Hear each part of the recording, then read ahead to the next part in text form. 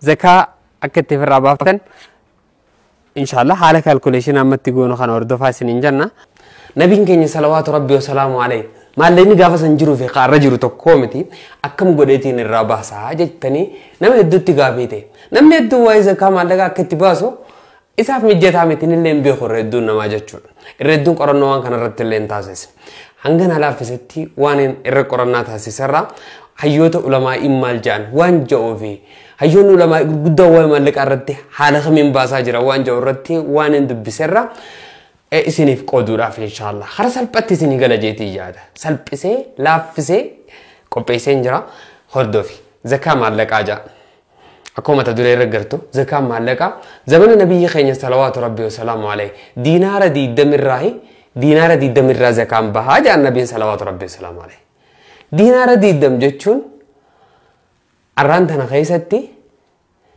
دينار دي دم جتشون يورا ردي بسنة دينار سمال دينار جتشون ورقيدا نه يورا سنكيسا مالك ورقيتين وجتن توري مالك ورقيداتي مالك نسون دينار دي دم جتشون دوما ورقيتاتي ورقي جراما ميقاتو تو دينار دي دم تايو إنه أكو ما سرت ترجتن كنا سديت تمشانيتو تاجتشون سديت تمشان جراماتو تو دينار دي دم تاجتشون لما فا زمن النبي خيستي ما لا ينجرو درهم جامع درهم دي دمرة درهم دبلا مرة زكاة بهاج النبي صلوات ربي وسلامه عليه درهم دبلا مرة زكاة بها يورو جامو أرد درهم نسو مالي إنما سرو مالي درهم يجون سيلفر أفان إنجليزي تين كجنون يوخانو ميتا كجنون وان بيتين يخيسة تدون من أركا كاتو أمرتي فاراتول فتشو وانا دداتي راتول فتن إيغور كيتاني درجة لما فارج رجتشون أرانتنا دوبا درهم دبلا جراما ميك أتا زكاة كسر بياخدن دينيو في جنان جراما ربشان يسقلتا ميشانتا جاني علماء بريتشاني لفنو غاني جران وعلمان كان بيخون درهم خناس بيني جراما سابيخون فايدة قدانو كبكاتا زكاة دباسنو خيسة تيجون إيغا سيفو غتي جراما ماليني خيج دانغا زكاة خون نمني ماليني سا والكتا مالكا جراما ربشان يسقلتا ميشاني أوليته يوخانو خنا أجول كده تزكان الرجال جتشون نمني خنا جيك أبو الرنجرو جتشون تنافو مالك خين إنو مدال تساديمنا جراما وخاوك أبينو نتكابنو خزكار راباز نو خمالك مالي مدال تساديمنا جراما ربشان يسقلت مشاني خنا مدال تس ولماين دينار خنا في درهم خنا لمان الرا خمر رت زكاة خين لالن خني سريرة لمان الرا خمر لالن ناجان خدينار خنا يوفرني دينار يشوور كيوان تيف قتين ساباية دفقاتي جرى خنا لمان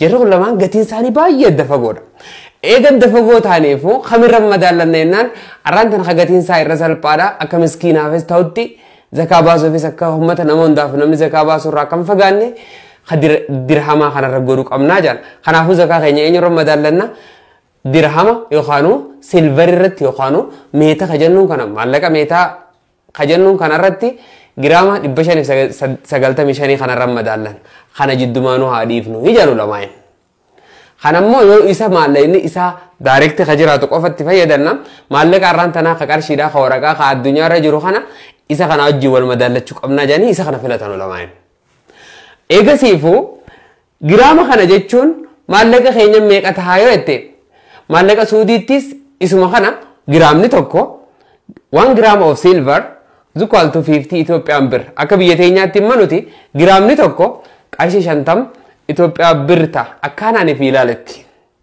Akkaanii fi dukkaanota tokko dhaqee gaafadhetti. Akkuma nama amartii bituu yookaan waa bitatu dhaqee gaafatta gatiin isaa meeqa akka ta'e ni hubatta jechuudha.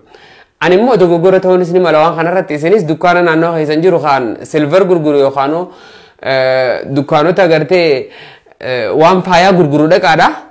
silver ida gaafadha isinis gaafattani akkaanan 50 godha kana gatiichirratti isaan isini himansan sani hojii wal madaalchistanii godhachuu dandeessan an kana naa dhufe yoo fi giraamni tokko riyaala suudii kudhantees bakka tana kudhanuma godhattee baay'ee suudhaanis firraa feesus yoo fi giraamni tokko yoo warri biyya doolaaraa jirtanis giraamni tokko silvera qarshii meeqa ta'a akkuma nama Itoophiyaan bir fidadde kana isinis bakka tana fidachuu qabdan jechuudha bakka 50 tana fidachuu qabdan Giraamni tokko silveriin dukkaanota waatti gurguran dukkaana isa gurguru hunda dhaqaadhaati naannoo keessan magaalaa hunda jiran dhabamoo gaafadha. Giraamni tokko silveriin meeqa ta'a qofa gaafadha. Kana ni beeytan eega kana beeytan gatii tokko isaa warraan achi booda maaltu sirra jiraata? Gatii tokko isaa baruu kana eega fixatte booda waliin baay'isuu qofaa sirra jiraata. Maal baruufi wanni kana goonuuf daangaa zakaa keenya baruufi. Daangaa zakaa keenya baruudhaaf wanni kana goonuuf jechuudha.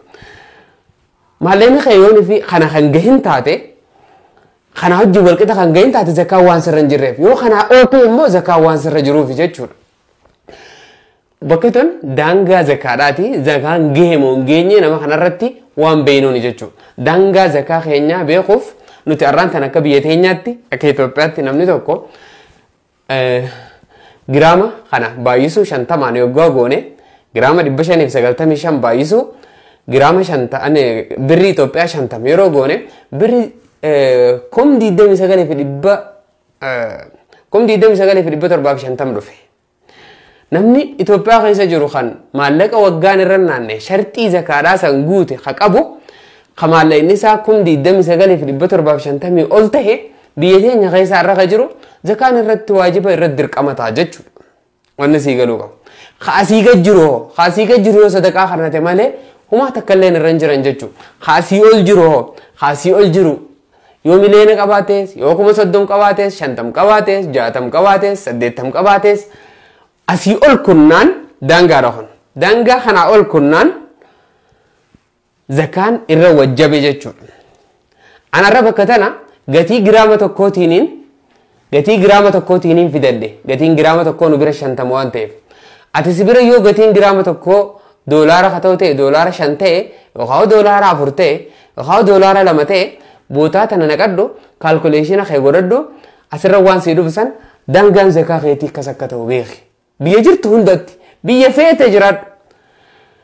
Dukkaanuma silvaraa dhaqii bakka tana sirreeffadhu kana hojii baay'ifadhu zakaan waan asitti harkattu kana daangaan isaa asii jechuudha. Maallaqni kee asii ol kunnaan sirra gahee jechuudha biyya feete jiraadhu. Riyaala Suudiitis godhi yookaan biyya feete dhaqi yookaan Ameerikaa dhaqi yookaan Awustiraaliyaa dhaqi gatii giraama tokko silvariidha.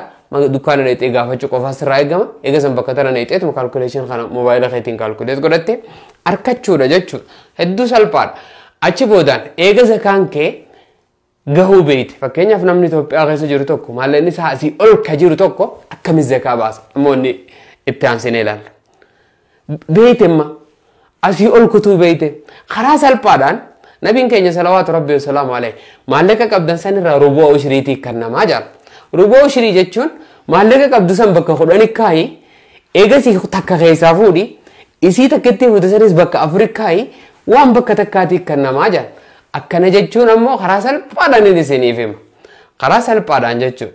Daangaan keenya kana ta'uu eega beekne maallaqni keenya asii ol kutu fakkeenyaaf namni tokko 50 yoo qabaate karaan salphaan gootu 50 keessan yoo dukkaana qabaattees waan feete qabaattees waan qabdu san walitti hisaabdee 50 sii dhufe haa jennu.